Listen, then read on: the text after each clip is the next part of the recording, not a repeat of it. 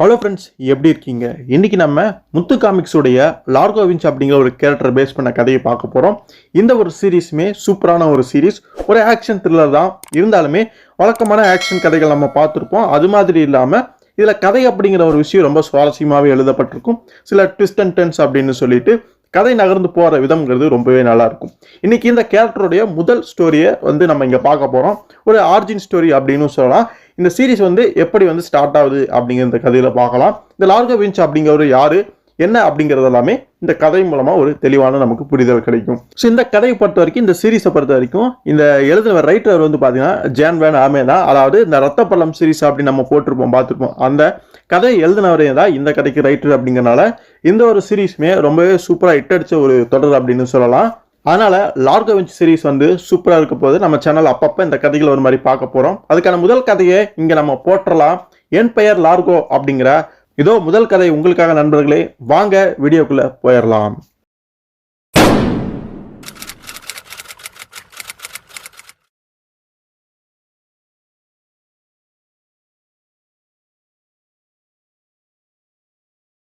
நியூயார்க்ல மே 12 சனிக்கிழமை அங்க ஒரு பில்டிங் காட்டுறாங்க. அதுக்குள்ள ஒரு நபர் வீல் சேர்ல அங்க உட்கார்ந்துருக்காரு. அவர் தான் அந்த டபிள்யூ குழுமத்துடைய தலைவர். அவர் பேரு விஞ்ச் தான். அங்க ஒரு நபர் இன்னொரு நபர் இருக்காரு. அவரு முகத்தை நமக்கு காட்டல. அவரு யார் அப்படின்னு பார்க்கும் பொழுது அந்த கம்பெனியுடைய ஒரு சேர்மேன் ஆட்டிருக்கு. அவர் ஏதோ மோசடிகள்லாம் பண்ணியிருப்பான் போல இருக்குது. இதே கம்பெனியில் வேலை பார்த்துக்கிட்டு சில பணத்தை கையாடல் பண்ணியிருந்திருக்கிறான். ஸோ அந்த விஷயம் எப்படியோ இந்த குழுமத்துடைய தலைவருக்கு தெரிய அவர் ரகசியமா அன்னைக்கு நைட் அந்த நபரை மட்டும் கூப்பிட்டுருக்காரு. ஸோ எப்படி என்னை கண்டுபிடிச்சிட்டீங்க, நான் அந்த வேலையை பண்ணின்னு தெரிஞ்சுக்கிட்டீங்க. சரி, ஓகே, இப்போ எதுக்காக வர சொன்னீங்க, என்ன போலீஸ்ல இது பிடிச்சி கொடுக்க போறீங்களா அப்படிங்கிற மாதிரி அவன் பேச வரும்பொழுது அந்த தலைவர் அங்கே சொல்றாரு, உன்னுடைய ராஜினாமா கடிதம் போது அதோட நீ கொள்ளையடிச்ச அந்த கையாடல் பண்ண பணம் வட்டியோட சேரணும் எனக்கு அப்படிங்கிற மாதிரி அவரு சொல்றாரு. ஆனா அதெல்லாம் என்னால பண்ண முடியாது, அதுக்கு வழியே இல்லை அப்படிங்கிற மாதிரி அந்த சேர்மேன் சொல்லும் பொழுது, அப்படின்னா நாளைக்கு காலையில் உன்னை பார்த்துன்னு இந்த ஃபைல் எல்லாமே வக்கீல்கிட்ட நான் கொடுத்துருவேன். ஸோ நீ மாட்டிக்க போற அப்படிங்கிற மாதிரி சொல்றாரு. ஓஹோ, இப்படித்தான் நீங்க மிரட்டுறதுக்காக தான் நீங்க இப்படி கூப்பிட்டீங்களா அப்படிங்கிற மாதிரி அந்த நபர் சொல்றான். ஸோ அப்புறம் அந்த தலைவர் விஞ்ச் ஒரு விஷயத்த கவனிக்கிறாரு. என்னடா அது கையில் ஏதோ வச்சிருக்கேன்னு பார்க்கும்பொழுது துப்பாக்கி வச்சு நிற்கிறான், சைலன்சர் துப்பாக்கி. அவர் வேடிக்கையா அப்படியே பேசுறாரு. ஆஹா, இதுதான் கலாச்சார சூரியலிவோ, ஒரு சேர்மன் கையில ஒரு துப்பாக்கியா, நல்லா தான் இருக்கு பார்க்க அப்படின்ட்டு. சரிவா, நம்ம அப்படியே மொட்டை மாடிக்கு போய் பேசினேன், என்ன அப்படியே காத்து சில்லுன்னு வருது, பேசினா நல்லா இருக்குமே அங்கே போய் அப்படின்னு கூப்பிடும் பொழுது, இது என்ன சூழ்ச்சியதா பண்றியா அப்படிங்கிற மாதிரி சொல்லும்போது, பதறாத, அதெல்லாம் ஒன்றும் இல்லை, வா மேலே போய் பேசலான்னு அதுக்கப்புறம் மாடிக்கு போய் அங்கே பேசுறாங்க. ஸோ துப்பாக்கி வச்சுட்டு இருக்கக்கூடிய அந்த நபர் கேட்குறான், உன் மண்டையில் அப்படி என்னதான் ஓடி தொலைக்குது, எதுக்காக வர சொன்ன அப்படிங்கிற உண்மையை சொல்லு அப்படின்னு சொல்லும் பொழுது அங்கே அவன் சில விஷயங்களை பேசுறாரு. உனக்கே தெரியுமே நீ எதுக்காக வந்திருக்கேன், எனக்கு கொள்றதுக்கு தானே வந்திருக்கேன், தாராளமாக அதை பண்ணிட்டுப்பா, எனக்கு ஒன்றும் பிரச்சனை இல்லை அப்படின்னு சொல்லும் பொழுது அந்த துப்பாக்கி வச்சுட்டு நபர் பேசுறான். நீ என்னை ரகசியமா வர சொன்னா, நானும் வந்தேன், உன்னுடைய மெய்காப்பலர்களோ ஆட்களோ யாரையுமே காணோம். ஸோ நீ மட்டும்தான் இருக்கிற, அந்த ஃபைல் இருக்குது, இல்லை ஏதோ சூட்ஸுமா இருக்குது, நீ ஏதோ வேலைத்தனத்தை பண்ணணும்னு நினைக்கிற அப்படிங்கிற மாதிரி அவன் சொல்லும் பொழுது அந்த விஞ்ச் அங்கே பேசுறான். எந்த ஒரு பொறியுமே கிடையாது, நான் சாகணும்னு நினைச்சிட்டேன், பட் அதுக்காக தான் உன்னை வர சொன்னேன், நீ நினைச்சபடியே என்னை கொண்டு போயிடலாம், நான் ஏற்கனவே சொன்ன மாதிரி.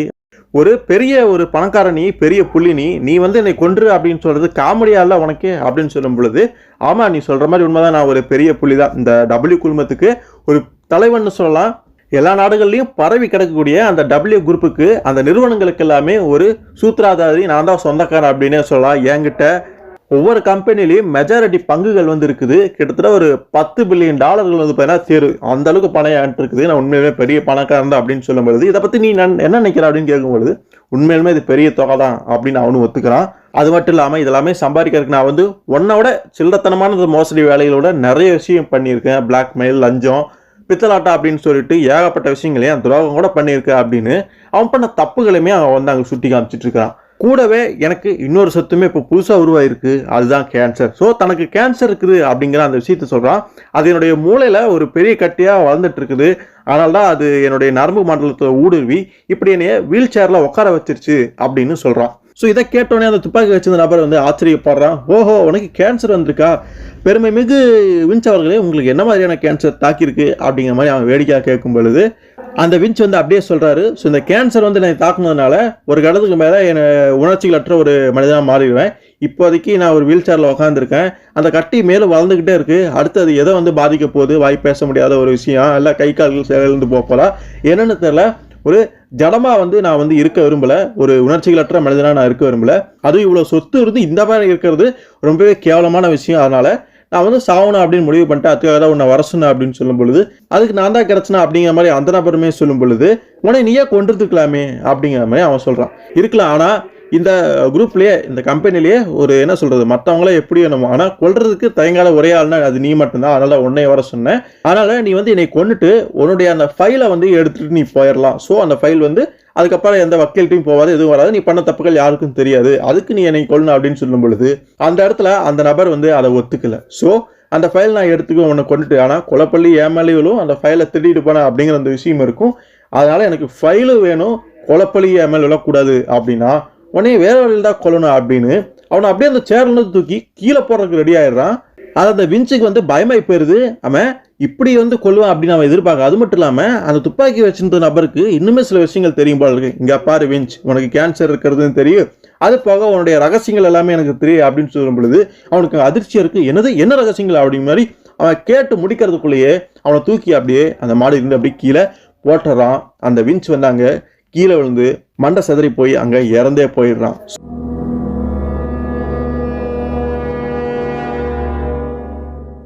ஸோ அந்த நபர் துப்பாக்கி வச்சிருக்க நபர் கம்பெனி சேர்மனுங்கிற மாதிரி இவர் குறிப்பிட்டிருந்தாலுமே உண்மையிலுமே அவன் யாரு, ஸோ இவங்களுக்கு எதிராக அந்த டபிள்யூ குழுமத்துக்கு எதிராக கிளம்பின ஒரு நபரா, இவங்களுக்கு பின்னாடி வேற யாராவது ஆட்கள் இருக்காங்களா அப்படிங்கிறது ஒண்ணுமே அங்கே தெரியல. ஸோ அந்த கம்பெனியுடைய ஒரு பெரிய தலைவரான அந்த விஞ்ச் வந்து அங்கே இறந்து போயிட்டாரு. ஸோ அடுத்த நாள் ஞாயிற்றுக்கிழமை இஸ்தான்புல்லா காட்டுறாங்க. அங்கே நம்ம லார்கோ விஞ்ச் இருக்காரு. அவர் அப்படியே ஒரு இடத்துக்குள்ள போயிட்டு இருக்கும் பொழுது அங்கே சில ஆபரணங்கள், தங்க நகைகள் இதெல்லாமே இருக்குது. ஆனால் அந்த கடைக்காரர் வந்து இந்த நகையை வந்து வாங்கிக்கிறீங்களா, ரொம்ப காஸ்ட்லியானது, ஒட்டமன் பேரரசுடைய ஒரு அரச பரம்பரை அசல் நகை இது என பாருங்க அப்படின்னு அதை காட்டும் பொழுது லார்கோ அதை வாங்கி நல்லா உத்து பார்க்குறாரு. இல்லை என்னமோ போட்டிருக்கே மேடின் அப்படிங்கிற மாதிரி சொல்லும் பொழுதா அந்த கடைக்காரனமே ஸோ இருந்தால் விவரமானவன் போல இருக்கு புரிஞ்சுக்கிட்டா அப்படின்னு. ஸோ உங்க இந்த இப்போ ஒட்டமன் பரம்பரையெல்லாம் சின்ன பரம்பரையோட சேர்ந்ததா அப்படிங்கிற மாதிரி நம்ம லார்கோ நக்கலாக பேசிட்டே போறாரு. அது உண்மையிலுமே அரச பரம்பரை கிடையாது, அது வேற ஏதோ ஒரு போலியான நகை அப்படிங்கிறது தெளிவாக தெரியுது. ஸோ கடைக்காரங்க வாங்கணும் அப்படிங்கிறக்காங்க இந்த மாதிரி சொல்லி விற்கிறது சகஜம் தானே. இதை வந்து கவனிச்சுட்டு இருந்தா இன்னொரு டூரிஸ்ட் பூ போட்ட சட்டையை போட்டிருக்கான். அந்த ஆளு வேடிக்கையான ஜாலியான ஒரு பார்ட்டி மாதிரி தெரியுது.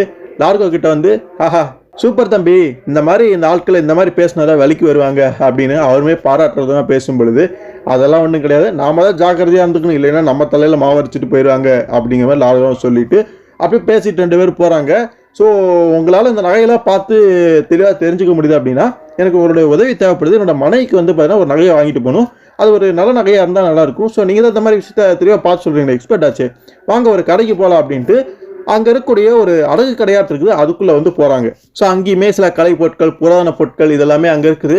அந்த கடைக்காரரை வரவேற்று வாங்க டீ ஏதாவது குடிக்கிறீங்களா அப்படின்ட்டு அந்த டீ எடுத்துகிட்டு வரக்காக அவர் வெளியே உள்ள எங்கேயோ போயிடுறாரு வேறு ரூமுக்கு. ஸோ அங்கே லார்கோவை அந்த டூரிஸ்ட் அந்த பூ போட்ட சட்டக்காரன் வந்து அங்கே இருக்காரு.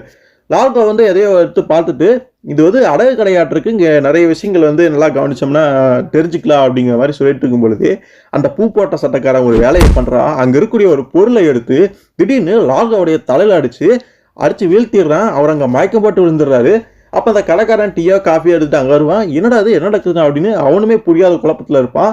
உனக்கு ஒன்றும் புரிய தேவையில்லை அப்படின்ட்டு அந்த நபர் திரும்ப கத்தி எடுத்து அந்த வயசான நபருமே குத்தி போட்டுட்டு கொன்னுட்டு அந்த கத்தியை லார்கோ கையில், அதாவது லார்கோ பண்ண மாதிரி அந்த கொலையை வந்து ஜோடனை செஞ்சுட்டு அங்கேருந்து போயிடுறான். ஸோ அந்த பூ போட்ட சட்டக்காரன் யாரு திடீர்னு இப்படி ஒரு காரியத்தை பண்ணி லார்கோ மேலே பழியை போட்டுட்டு போட்டது மட்டும் இல்லாமல் போய் போலீஸுக்கு தகவல் சொல்கிறான், இந்த மாதிரி ஒரு சம்பவம் நடந்துருச்சு நான் வந்து பார்த்தேன் அப்படிங்கிற மாதிரி தகவல் சொல்லி போலீஸ்கிட்டையும் மாட்டி விட்டுட்டான். ஸோ அடுத்தது அந்த டபிள்யூ குழுமத்துடைய முக்கியமான பொறுப்பில் இருக்கக்கூடிய அந்த ட்வைட் கோக்ரைன் அப்படிங்கிற நபர் வந்து பார்த்தீங்கன்னா அங்கே காரில் வராது, சுற்றி ப்ரெஸ்ஸு மீடியா மக்கள் எல்லாமே சூழ்ந்து இருக்கிறாங்க. ஸோ அந்த விஞ்ச் அந்த வயசானவர், அவருடைய முழு பேர் வந்து நெரியா விஞ்ச், அவர் வந்து இறந்துட்டாரு, தற்கொலை அப்படிங்கிற மாதிரி தான் எல்லாத்துக்குமே அங்கே வந்து தகவல் வந்து தெரிஞ்சிருக்கு அப்படின்னு சொல்லலாம். ஸோ அவர் இறந்ததுனால வந்து அந்த பொறுப்பை கோக்ரைன் நீங்கள் எது எடுத்துக்க போகிறீங்களா அப்படிங்கிற மாதிரி மீடியாலாம் சில மக்கள் அப்படியே கேள்வி கேட்டு இருக்கும் பொழுது அதெல்லாம் முடிஞ்ச வரைக்கும் அப்படியே தவிர்த்துட்டு அவர் அப்படியே உள்ள அந்த பில்டிங்குள்ளே போயிடுறாரு. அங்கே மேலே இன்னொரு நபர் இருக்காரு, அவரை சந்திக்க போகிறாரு. அவருடைய பேர் ஜான். அவர் இந்த கோக்ரைனை விட இன்னும் மேல்நிலையில் இருக்கக்கூடிய ஒரு முக்கிய பொறுப்பதிகாரி அப்படின்னு சொல்லலாம். ஸோ அவங்க 2 பேருமே அங்கே சந்திக்க வந்திருக்கிறாங்க. ஸோ இந்த மாதிரி தலைவர் அந்த நிறைய விஞ்ச் இறந்ததுனால அடுத்து என்ன பண்ணலாம் ஏது பண்ணலாம், அதனால் ஏற்பட்ட பிரச்சனைகளை எப்படி சரி செய்யலாம்னு அங்கே பேசுறதுக்காக அங்கே கூடியிருக்காங்க.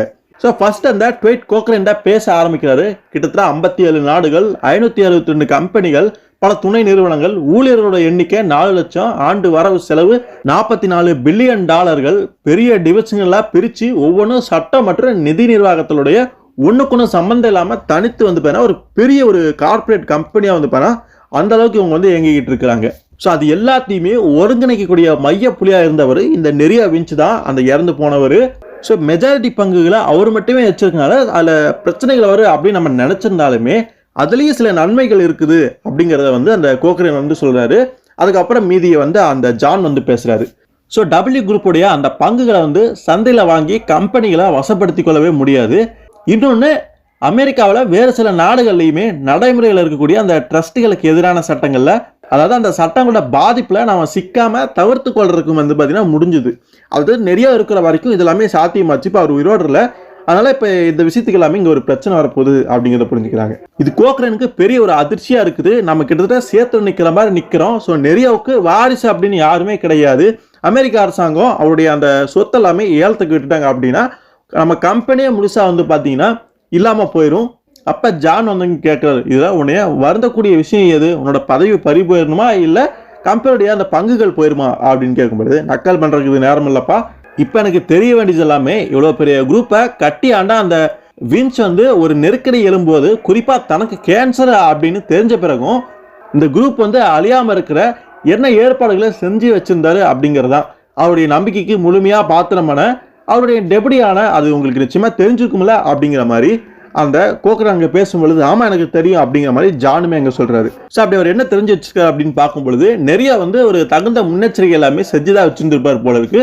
அவருடைய கம்பெனி அழிஞ்சிடக்கூடாது அப்படிங்கிற ரொம்ப தெளிவாக இருந்திருக்காரு. கண்டிப்பா அந்த வகையில் பார்க்கும்போது ஏதாவது செஞ்சு வச்சிருப்பாரு அப்படின்னு வந்து அவங்க புரிஞ்சுக்கிறாங்க.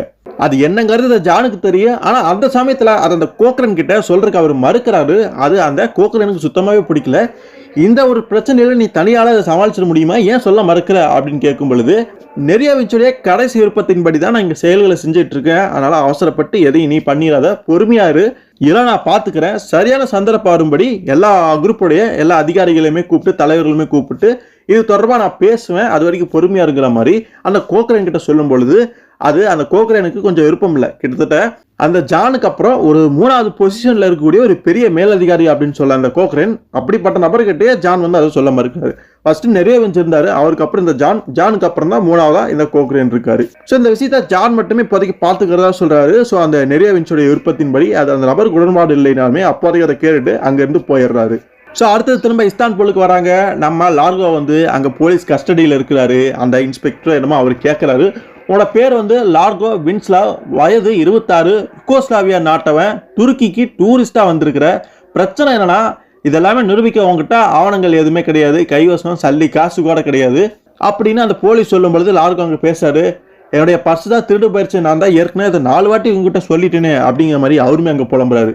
ஆனால் அது எதுவுமே அந்த போலீஸ் காலை வாங்கிற மாதிரி தெரில.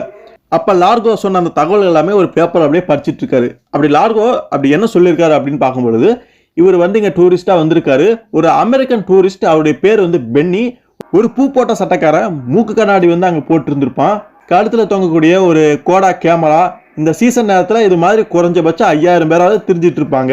ஸோ நீ சொல்கிறத வச்சு நாங்கள் எப்படி அவனை வந்து பிடிக்க முடியும் அப்படிங்கிற மாதிரி அந்த போலீஸ் பேசுகிறாரு. பார்த்தா குறைக்கு அந்த முதியவர் இறந்து கிடந்தப்ப அவருக்கு பக்கத்தில் ஒரு அந்த குத்தப்பட்ட கத்தியுமே இருக்கும், அது நிச்சயம் என்னோடது தான் இருக்கும்.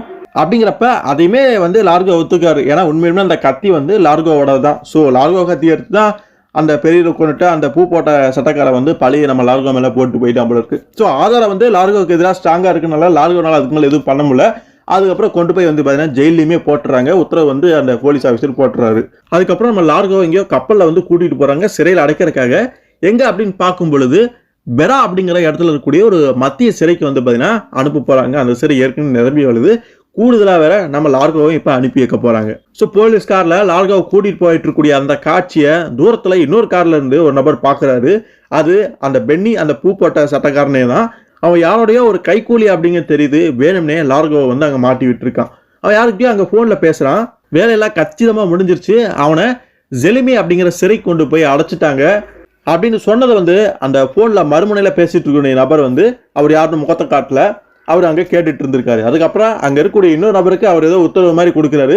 நீ எல்லாமே உன்னோட பருப்பு, நீ போய் நம்மளுடைய நண்பர் சந்திக்க நீ கிளம்பு அப்படின்னு அவருமே ஒன்றும் பிரச்சனை இல்லை கிளம்பலாம்ல அப்படின்ட்டு கிளம்புறதுக்கு ரெடி ஆகிறாரு. திரும்ப ஜெயில காட்டுறாங்க. ஜெயிலர் வார்டன் அங்கே இருக்காரு.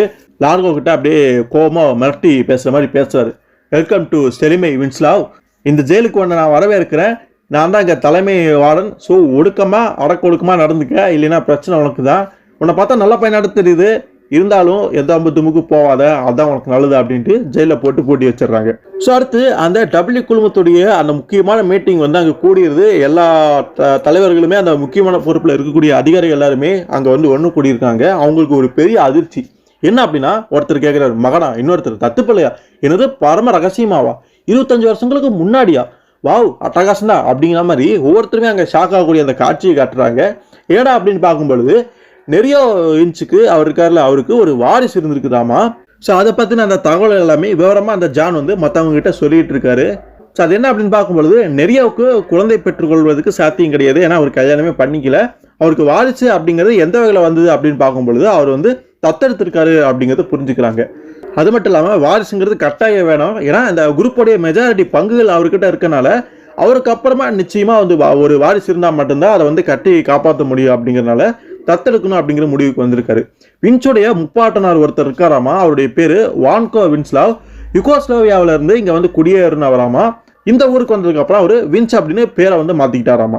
ஸோ 25 வருஷத்துக்கு முன்னாடி யுகோஸ்லாவியா போன நெரியோ தன்னுடைய முப்பாட்டனுடைய சொந்த ஊருக்கு போய் தன்னுடைய வம்சாவளியிலேயே ஒரு வாரிசை வந்து தேர்வு செய்யணும் அப்படிங்கிற அந்த முயற்சியில டானிஸ்டா அப்படிங்கிற ஒரு பேருக்குரிய ஒரு பெண் மட்டும்தான் அந்த குடும்பத்திலேயோ வம்சத்திலேயோ எஞ்சி இருக்கிறதா தெரிய வந்திருக்கும் போல இருக்கு. அந்த பெண் அப்ப கர்ப்பமா இருந்திருக்கா. அதுக்கு காரணமான நபர் யார் அப்படிங்கிறது தெரியல.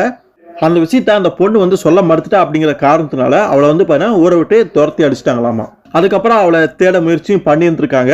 அப்படி தேட முயற்சி பண்ணப்ப கிடைச்ச தகவல் படி அவள் வறுமையுடைய அந்த பிடியில இருந்து ஒரு மோசமான நிலையில இறந்து போயிட்டா அப்படிங்கிற செய்தி வந்திருக்குது. ஸோ அவளுக்கு அப்போ குழந்தை பிறந்திருக்கும். ஒரு 2 வயசு மகன் வந்து இருந்திருக்கான். அவனுடைய பேர் வந்து லார்கோ. அந்த பையனை தான் இந்த வின்ச் நெரியோ வந்து தத்தெடுத்து இருந்திருக்காரு. ஸோ நம்ம லார்கோ வின்ச். ஸோ இந்த ஒரு கதை வந்து பார்த்தீங்கன்னா அவங்களுடைய நெஞ்சு அப்படியே தொட்டுருச்சு அப்படின்னு சொல்லலாம். இது அங்கிருந்து ஒரு நபர் பேசுறாரு. ஒரு பஞ்சபாராரியான ஒரு பொடினை வந்து உலகத்துடைய ஒரு மெகா கோடீஸ்வரர் வந்து தத்தெடுத்திருக்காரு அப்படின்னா குறைஞ்சபட்சம் அந்த டானிஸ்டா அப்படிங்கிற பெண் வந்து ஏதோ ஒரு வகையில் உறவினராவது இருக்கணும்ல அப்படி மாதிரி கேட்குறாரு. ஆனால் அந்த தகவல் வந்து உறுதிப்பட இந்த ஜானுக்கு அங்கே தெரியல. ஒருவேளை தூரத்து உறவாகவும் இருக்கலாம். ஆனால் அது முக்கியம் கிடையாது. சட்ட ரீதியாக லார்கோ தத்தெடுக்கப்பட்டு கடந்த 24 வருஷமா நெரியோட மகனாவே இருந்து வந்திருக்காரு. அப்படி பார்க்கும் பொழுது அவருடைய ஒரே வாரிசு இந்த லார்கோவா தான் இருப்பாரு. அதாவது நமக்கு ஒரு புது பாஸ் வந்து கிடைச்சிருக்காரு ஜென்டில்மேன் அப்படிங்கிற மாதிரி அந்த ஜான் அங்க பேசுறாரு. லார்கோ வந்து பார்த்தீங்கன்னா ஒரு ஜெயிலில் வந்து மற்ற கைதிகளோட அடைச்சி வைக்கப்பட்டிருக்காரு. அதில் மோட்டத்தனமா இருக்கக்கூடிய ஒரு ஆசாமி வந்து நீ போட்டிருக்கிற ஷூ எனக்கு வேணும், அதை கொடு அப்படின்னு கொஞ்சம் அப்படியே மிரட்டுற மாதிரி கேட்குறான். ஆனால் நம்ம லார்கோ அதெல்லாம் வந்து கொடுக்குற மாதிரி நிலை இல்லை. அப்போ அந்த நபர் லார்கோவை அடிக்க போறேன் அப்படின்னு லார்கோவை தூக்கி கீழையும் போட்டுறாரு. என்ன போதுமா இல்லை இன்னும் கொஞ்சம் வேணுமா, ஒழுங்கா ஷூவை கழட்டி தரியா அப்படிங்கிற மாதிரி கேட்கும் பொழுது பதிலுக்கு நம்ம லார்கோ வந்து பார்த்தீங்கன்னா அவர் அடிக்கிறாரு. ஓங்கி காலை வந்து பார்த்தீங்கன்னா அவரோட முகத்தில் உதைக்கிறாரு. அதுக்கப்புறம் 2 கையை ஒன்றா வச்சு தலையில் ஒரு போடு, அவ்வளோதான். அந்த நபர் அங்கே கீழே விழுந்துடுறான். ஸோ அப்போ இன்னொரு நபர் வந்து லார்கோவை பின்னாடி இருந்து கோலத்தனமாக தாக்கணும் அப்படின்னு நினைக்கும் பொழுது அந்த ஜெயிலில் இருந்த இன்னொரு கைதி ஒருத்தர் இருக்கான். அவன் கோலத்தனமான இந்த காரியமெல்லாம் செய்யக்கூடாது அப்படின்னு அங்கே இருக்கக்கூடிய ஒரு டேப்போ என்னத்தையோ தூக்கி வந்து வீசுறாரு. அது அந்த நபருடைய மண்டையில் பட்டுறது. நம்ம லார்கோவை திரும்பி பார்க்குறாரு. தேங்க்ஸ் நண்பா அப்படிங்கிற மாதிரி அவருமே சொல்கிறாரு. ஆனால் பிரச்சனை என்னன்னா, நீ என்னை காப்பாற்ற போய் இப்போ நீயும் பிரச்சனையில் மாற்றிக்கிட்ட. மற்றவங்க எல்லாருமே இப்போ கொதிச்சு போய் நம்மளை அடிக்கிறதாக காத்துட்டு இருக்காங்க. நீ சொல்கிறது கரெக்டு தான், நான் தப்பு பண்ணிட்டேன். இதே தான் நான் வந்து 4ஆம் கிளாஸ் படிக்கும் போதும் என்னுடைய கணக்கு டீச்சர் சொன்னாங்க அப்படின்னு வேடிக்கையாக சொல்லிட்டு அவங்க 2 பேருமே அங்கே சண்டைக்கு வந்து ரெடியாக இருக்கிறாங்க. ஆனால் அந்த சண்டை ஆரம்பிக்கிறதுக்குள்ளேயே அந்த ஜெயில் வார்டனு கூட அந்த நபர்கள் எல்லாமே வந்து பார்த்தீங்கன்னா அங்கே தடுத்துடுறாங்க. அதுக்கு காரணமானவங்க யாரு அப்படின்னு, அது தப்பு பண்ணது அந்த மற்ற கைதிகளா இருந்தாலுமே இந்த வார்டன் வந்து அடிக்கிறது யாரு, லார்கோவையும் அந்த கூட இருந்த நபரையும் தான். இதனால கோபம் அடைஞ்ச அந்த ஜெயில் வார்டன் வந்து அடிக்கிறதோட நிறுத்தாம இவங்க கொண்டு போய் அந்த இருட்டு கொட்டரையில் போயிட்டு உப்புட்டு வைங்க, இதுதான் அவங்களுக்கான தண்டனை அப்படின்னு சொல்றாரு. இந்த சாக்கை பயன்படுத்திட்டு அந்த முரட்டு ஆசாமி லார்கோ கிட்ட இருந்து அந்த ஷூவை எடுத்துடுறான். இனி அந்த இடத்துல இது எப்படி உனக்கு தேவைப்பட போகுது அப்படின்னு திரும்ப அங்க டபிள்யூ குழுமத்தை அந்த மீட்டிங்கை வந்து காட்டுறாங்க. அங்கிருந்த ஒரு நபர் வந்து பேசுறாரு. இந்த வாரிசு ஏற்பாடுலாம் நல்ல விஷயம் தான், சந்தேகம் இல்லை. ஆனா அவனையே வந்து வெளிக்காட்டுல எதுக்காக இந்த மூடு மந்திரம் அப்படிங்கிற மாதிரி கேட்கும் பொழுது அப்ப இந்த ஜான் சொல்றாரு, லார்கோவுக்கு பெரிய ஒரு வின்ச்சு விட்டு போனா அந்த பங்குடைய மதிப்பு 10 பில்லியனுக்கு குறையாது. 26 வயதான இளைஞனுக்கு இவ்வளோ பெரிய சொத்தை கட்டி காப்பது அப்படிங்கிறது எவ்வளோ கஷ்டமான ஒரு பொறுப்பாக இருக்கும். கோடீஸ்வரர் அப்படிங்கிற அடையாளம் வெளியே தெரியாத வரைக்கும் அவன் ஒரு இளைஞனுக்குரிய ஒரு நார்மலான லைஃப்பை வந்து அவனால் வாழ முடியும். அதுக்கு உத்தரவாதம் தானே. ஸோ எங்கோ அனாமதமாய் சுற்றித் திரியக்கூடிய ஒரு இளம் யுகோஸ்லோவியாவுடைய மகா கோடீஸ்வரன் வின்ச்சுக்கு பந்தம் உண்டு அப்படின்னு யாருக்குமே தோன்றிட வாய்ப்பே இல்லை தானே. ஸோ இது இத்தனை நாளாக ஒரு ரகசியமாகவே இருந்திருக்குது. இப்போ தான் அதை வெளியிடறதுக்கான நேரமும் வந்திருக்கு. இந்த விஷயத்தை பொறுத்த வரைக்கும் அமெரிக்கா மற்றும் யுகோஸ்லாவியாவில் இருக்கக்கூடிய மேல்மட்ட அரசு அதிகாரிகளுக்கு மட்டும்தான் இந்த தத்தெடுத்து தொடர்பான அந்த விவரம் பற்றின அந்த விவரம் தெரியும் அப்படின்னு வச்சுக்கலாமே. ஸோ தத்தெடுத்த அந்த தந்தை வந்து இறந்ததுக்கு அப்புறமா லார்கோ வந்து குடும்ப பெயரோட அமெரிக்காவில் காடி வைக்கும் பொழுது 2 நாட்டு பிரஜையாகவும் கருதப்படணும் அப்படின்னு அந்த ஆவணங்களில் டாக்குமெண்ட்ஸில் வந்து சொல்லப்பட்டிருக்குது. ஸோ அப்போ அங்கேருந்து இன்னொரு அதிகாரி கேட்குறது அப்படின்னா நம்ம லார்கோ வந்து எப்போ எதிர்பார்க்கலாம், குறைஞ்சபட்சம் அவருடைய அப்பாவுடைய ஈமச்சடங்குக்காவது அவர் கலந்துக்குவாருன்னு நம்ம எதிர்பார்க்கலாமா அப்படின்னு அவர் கேட்கும் பொழுது, வருவார்னு தான் நானும் நம்புறேன், ஆனால் வின்ச்சு இறந்துவிட்ட சேரி வந்து அவரை எட்டிருக்குமா அப்படிங்கிறது தெரியல அப்படிங்கிற மாதிரி அந்த ஜான் வந்து அங்கே சொல்கிறாரு. கூட அவர் இன்னுமே சொல்கிறாரு, அவருக்கே அதிக தகவல் வந்து தெரியாதவன், போட்டோவில் பார்த்துருக்காராமா, அவ்வளோதான். ஜெர்மனியில், லண்டனில், பிரான்ஸில் வந்து அவர் வந்து கல்வி கட்டிருக்காரு. அதை தாண்டி ஒரு 5-6 மொழி வந்து பேசக்கூடிய திறன் வாய்ந்து வராமா. அப்புறம் நிறைய பயணம் செய்கிறதுல ரொம்ப ஆர்வம் உடையலாமா. தற்சமயம் இப்போ அவர் வந்து ஐரோப்பாவில் கூட இருக்கலாம் அப்படிங்கிற மாதிரி கேள்விப்பட்டதா. ஸோ அதனால் அவரோட நேரடியாக தொடர்பு கொள்றதுக்கு வாய்ப்பு இல்லை. இன்றைக்கி மத்தியம் நடக்க இருக்கக்கூடிய அந்த ப்ரெஸ் கான்ஃபரன்ஸை தொடர்ந்து பத்திரிகைகள் வந்து விஷயத்தை வந்து வெளியிட்டாங்க அப்படின்னா அது மூலமாக ஏதாவது நன்மை நடக்கலாம், அவர் அதை பார்த்து தெரிஞ்சுக்கலாம் அப்படின்னு மாதிரி நினைக்கிறாரு. ஆனால் அதுக்கு முன்னாடி நாம் வந்து முந்திக்கிட்டு நம்ம பத்திரிகைகளில் இந்த செய்தியை வந்து போட்டோம்னா அது இன்னும் அந்த வாரிசுக்கு வந்து இன்னும் உதவியாக தான் இருக்கு லார்கோவுக்கு அப்படிங்கிற மாதிரி இன்னொரு அதிகாரி அங்கே சொல்ல, எது எப்படியா நம்ம போடக்கூடிய அந்த செய்தி பத்திரிகை எல்லாமே லார்கோவை போய் சேதா மட்டும்தான் அவர் இங்கே சீக்கிரம் வந்து சேர முடியும், இல்லைன்னா லேட்டாகுங்கிற மாதிரி ஜான் அங்கே தெளிவாக சொல்லிடுறாரு. அது எப்படி லார்கோவுக்கு போய் சேரப்போகுது, அவர் தான் ஜெயிலில் இருக்காரு. அடுத்து திரும்ப ஜெயிலில் லார்கோவையும் கூட இருந்த நபர், அந்த நபருடைய பேர் வந்து சைமன். இப்போ வந்து அந்த சைமன் வந்து நம்ம லார்கோவுக்கு ஃப்ரெண்டு மாதிரி ஆகிட்டான். ஸோ லார்கோ கேட்குற, அப்படி நீ எப்படி இந்த சிறையில் வந்து மாட்டின, அப்படி என்ன தப்பு பண்ண அப்படின்னு கேட்கும் பொழுது, நான் ஒரு திருடா அப்படிங்கிற மாதிரி சொல்கிறேன். ஓஹோ நீ திருடனா அப்படின்னு லார்கோ திரும்ப கேட்கும் பொழுது, நீ நினைக்கிற மாதிரி சாதாரண திருடனெல்லாம் கிடையாது, நான் ஒரு ப்ரொஃபஷனல் அப்படிங்கிற மாதிரி சொல்லிட்டு அதுக்கப்புறம் சில விஷயம் சொல்கிறான். எனக்கு ஒரு தகவல் கிடைச்சது, நகரத்துக்கு வெளியில் இருக்கக்கூடிய ஒரு காட்டு பங்களாவில் வந்து பார்த்தீங்கன்னா அப்போதைக்கு ஆள் யாருமே இல்லையாமா. ஆனால் வீட்டு ஓனர் எங்கேயும் வெளியே போயிருப்பாங்க போல இருக்குது, இதுதான் சரியான சமயம் கொள்ளையடி இருக்குது அப்படின்னு நினச்சிட்டு இவன் போயிருக்கிறான். பட் ஆனால் அங்கே போனால் அங்கே எதுவுமே இல்லை. அங்கே யாரோ ஒரு பொண்ணு தான் இருந்திருக்கா, அது அந்த வீட்டுக்காரனை யாரோ கடத்திட்டு இருந்திருப்பான் போல இருக்குது, அந்த பொண்ணை கடைச்சி வச்சுருந்துருப்பான் போல இருக்குது. ஸோ இந்த மாதிரி ஒரு தப்பான தகவல் கிடச்சி போய் அங்கே போய் இவன் மாட்டிக்கிட்டான். அந்த முறையில் தான் அந்த சைமன் வந்து இங்கே ஜெயிலில் மாட்டிருக்கான். சரி உன் கதை என்ன அப்படின்னு லார்கோவை பார்த்து கேட்கும் பொழுது, கொலைப்பலி அப்படிங்கிற மாதிரி சொல்கிறாரு. நினச்சேன் நீ சண்டை படத்தை பார்த்தாலே தெரிஞ்சது, என்ன பலிக்கு பலி சமாச்சாரமா அப்படிங்கிற மாதிரி கேட்குறான். நீ நினைக்கிற மாதிரிலாம் ஒன்றும் கிடையாது, பழி வந்து சுமத்தப்பட்டிருக்கு, எல்லாத்துக்கும் காரணம் அந்த பூ போட்ட சட்டக்காரனா, அவன் மட்டும் கையில் கிடச்சான் அப்படிங்கிற மாதிரி லார்கோ அங்கே பேசுகிறாரு. அடுத்து அந்த பூ போட்ட சட்டக்காரனமே காட்டுறாங்க. அவன் ஏர்போர்ட்லேயே எங்கேயோ வந்து போயிட்டுருக்கிறான், அதே சட்டையோடு போயிட்டுருக்கான். ஒரு ரூமுக்கு போய் ஃபஸ்ட்டு அவனுடைய உடை எல்லாமே மாற்றிக்கிட்டு நார்மலான கோட் சூட்டெல்லாம் போட்டுக்கிட்டு வெளியில் ஒரு மாதிரி வந்துக்கிட்டு இருக்கான். பார்க்க ஒரு ஜென்டில்மேன் மாதிரி, ஒன்றுமே தெரியாத அப்பாவி மாதிரி அப்படியே போய்கிட்டு இருக்கிறான். அப்போ ஏத்தாப்புல ஒரு நபர் வந்துட்டு இருக்கான். அந்த நபர் வந்து ஒரு முகமே காட்டாத ஒரு எதிராளியை அப்படிலேருந்தே காமிச்சிட்டு இருப்பாங்க. அவன் தான் நம்ம நிறைய விஷயமே கொண்டிருப்பான். அவன் தான் இந்த பூ போட்ட சட்டக்காரனை லார்கோ வந்து அந்த கொலைப்பள்ளியில் மாட்டிவிட்டவும் சொல்லியிருப்பான். ஸோ அந்த மர்ம நபருக்கு கையால் ஒரு வலது கையாக ஒரு ஆள் வந்து அப்படியே காமிச்சிருப்பாங்க. அதே நபர் தான் ஏத்தாப்பில் வந்துட்டுருக்கிறான். வந்து கொடை வச்சுருக்கான். அந்த கொடையை வந்து அந்த பூ போட்ட சட்டக்காரனுடைய காலில் வந்து குத்திடுறான். ஏதோ தெரியாதமாக இடிச்சிட்டு போகிற மாதிரி போயிடுறான். அவனு வச்ச இவன் பாட்டுக்கு ஒரு சாரி கூட சொல்லாமல் போகிறானே அப்படின்னு அந்த பூ போட்ட சட்டக்காரன் அந்த பெண்ணியுமே அங்கே பார்க்குறான். ஆனால் அடுத்த செகண்ட் அவனுக்கு என்னதுன்னு தெரியல, தொண்டை அடைச்சி ஒரு மாதிரி அங்கேயே சடதான் உயிரை விட்டு இறந்து போகிறான். அங்கே சுற்றி இருந்த மக்கள் எல்லாமே அதிர்ச்சி ஏறுறாங்க. ஸோ இந்த மர்ம நபர் வந்து இந்த பெண்ணியை வச்சு லார்கோவை கொலைப்பள்ளியிலேயே மாட்டி விட்டுருக்கான். அதுக்கப்புறம் எந்த ஒரு ஆதாரமும் இருக்கக்கூடாது அப்படிங்கிறதுக்காக தன்னுடைய வலது கையான ஆள் அனுப்பியுமே அந்த பெண்ணியை கொல்லவும் செஞ்சுருக்கான்னா அவன் எவ்வளோ பெரிய ஒரு மோசமான ஆளாக இருக்கும் அப்படிங்கிறது நம்மளால் அங்கே புரிஞ்சிக்க முடியுது.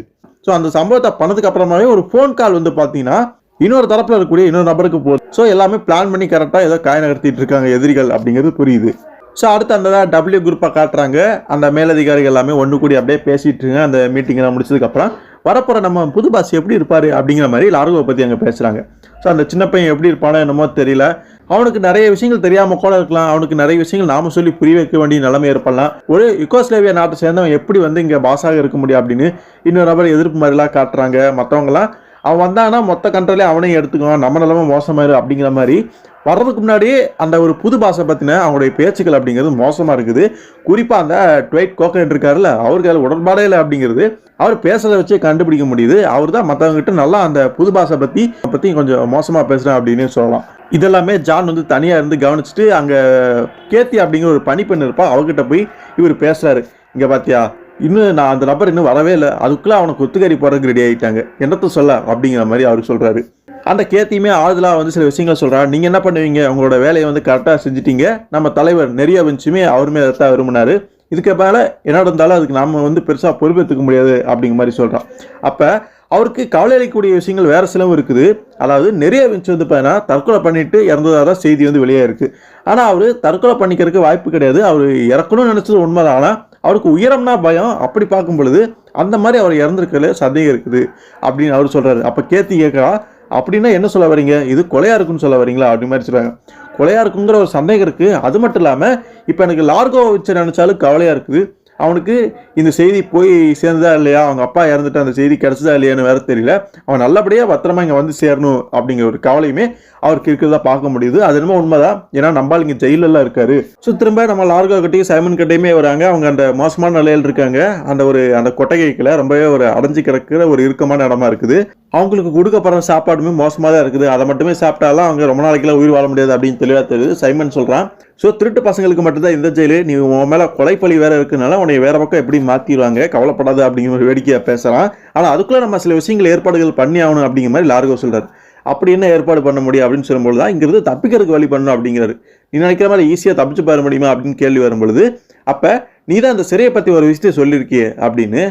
அதாவது இந்த செலிமியா அப்படிங்கிற அந்த சிறை வந்து ஒரு கரெக்டாக கட்டப்பட்ட ஒரு சிறை கூட்டம்னு சொல்ல முடியாது, சிப்பாய்கள் தங்கியிருந்த ஒரு பழைய கட்டணம், அதை தான் வந்து சிறையாக யூஸ் பண்ணி அவங்க பயன்படுத்திட்டு இருக்காங்க. அப்படி பேசிக்கிட்டே அவர் ஒரு கல்லை அப்படியே உருவி எடுக்கிறாரு. அது ஒரு பழைய கட்டணம் அப்படிங்கிறதுனால ஒரு சில சாதகமான அம்சங்கள் அதில் இருக்குது. அதை வச்சு இந்த இடத்த விட்டு தப்பிக்கிறதுக்கு, அதாவது அந்த சிறை கம்பிகளை விட்டு வெளியே போகிறது கொஞ்சம் ட்ரை பண்ணால் கண்டிப்பாக வெளியே போயிட முடியும். ஏன்னா அந்த கற்கள் எல்லாமே ஈஸியாக வெளியில் வருது. ஏதாவது வேலைத்தனத்தை பண்ணி எப்படி வெளியில் போயிடலாம் அப்படிங்கிறது அவன் நினைக்கிறாங்க. ஆனால் வெளியே போகிறது ஈஸி கிடையாது, தப்பிக்கிறதுக்கு ஏன்னா ஆட்கள் நிறைய பேர் இருப்பாங்க, என்ன பண்ணலாம் அப்படின்னு யோசிக்கும் பொழுது அதான் அவனுடைய ஃப்ரெண்டு இருக்கானே தோஸ்து அந்த வார்டன், அவனை பிணைக்கதியாக பிடிச்சிக்கிட்டு போய் பார்ப்போமே, ட்ரை பண்ணி பார்ப்போமே அப்படின்னு லார்கோ ஐடியா சொல்கிறாரு. அதை சைமனுமே புரிஞ்சுக்கிறான். சரி வந்தால் மேலே போனால் போகுது, ஒரு ட்ரை பண்ணி பார்த்துருவோமே அப்படின்னு அவனை அங்கே புரிஞ்சுக்கிறான். ஸோ இதுக்கப்புறம் இந்த கதையில் என்ன நடந்தது, லார்கோ நினச்சபடியே அந்த ஜெயிலை விட்டு தப்பிச்சாரா, ஜான் சல்வின் வேறு அங்கே கவலைப்பட்டு இருக்காரு, அது என்னமோ உண்மைதான். இவர் ஜெயிலில் இருக்கிறதுக்கு காரணம் டபிள்யூ குழுமத்தில் இருக்கக்கூடிய யாரோ ஒரு ஆள் தான். அந்த நபர் தான் நிறைய விஞ்சியுமே கொண்டிருக்காரு, ஏன்னா அவர் சேர்மன் அப்படிங்கிற மாதிரி குறிப்பிட்டிருப்பாரு. ஸோ அந்த குரூப்புக்குள்ளேயே யாரோ ஒரு துரோகி எதிரி வந்து இருக்கிறான், அவன் தான் நிறைய விஞ்சியுமே கொண்டது லார்கோ மேலே பழியை போட்டு இந்த மாதிரி ஜெயிலில் இருக்கிறதுக்கும் காரணம். ஸோ இதுக்கப்புறம் கதையில் என்ன நடந்தது அப்படிங்கலாம் நம்ம அடுத்த பாட்டில் நம்ம பார்க்க போகிறோம். ஸோ சுவாரஸ்யமாக அடுத்த கட்ட கதைங்கிறது இன்னுமே பயங்கரமாக இருக்க போகுது. அது வரைக்கும் காத்திருங்கள் நண்பர்களே. இப்போ இந்த வீடியோ உங்களுக்கு பிடிச்சிருந்து அப்படின்னா லைக் பண்ணுங்கள், ஷேர் பண்ணுங்கள், எல்லாத்துக்குமே தெரியப்படுத்துங்க, குறிப்பாக சப்ஸ்கிரைபும் பண்ணிக்கோங்க. அடுத்த ஒரு சுவாரஸ்யமான வீடியோவில் உங்களை சந்திக்கிற வரைக்கும் நன்றி நண்பர்களே.